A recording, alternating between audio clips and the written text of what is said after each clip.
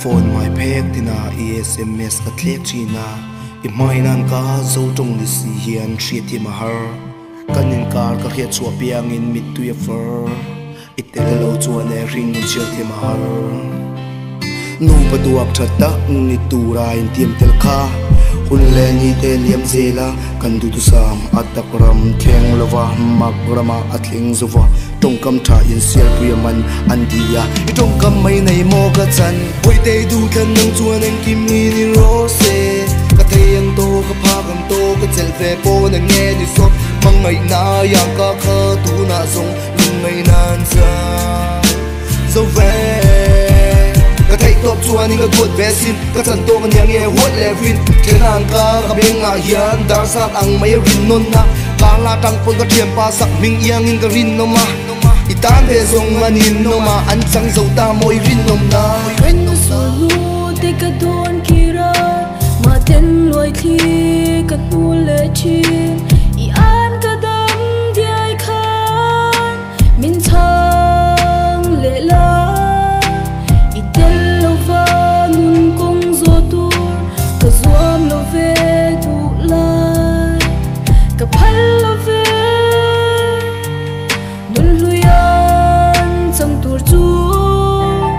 ma se du than nang chuan ang kim mi ni rose ka theyang to ka phagam to ka chel ve po na nge ni so mangai na yang ka kha tu na song lung mai nan sa so ve ka dam chuin itan chavin rin om min ka om zelanga nang lo tu dang rengan om to longe ka tan chuan I moi chuange ka soi nan fo ting ka mangai che ka nei chun nia ka mangai te hin mel cheu then du thin kha nang ma zo kun then ni du sia nia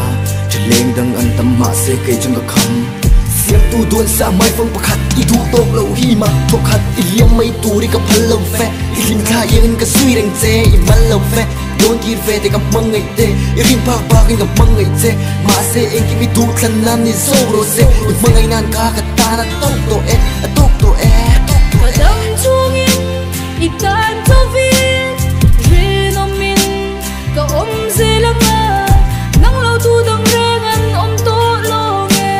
ka tan chuan I moi chuange du lai I kuang me kan in kar chi chang ma se im ni ko lam ni chuang em moi ka thlir reng ti ne ma se du than nang chuan ang kim mi ni rose ka theyang to ka phagam to ka chel ve po na nge ni so mangai na yang ka kha tu na zong lung mai nan sa so ve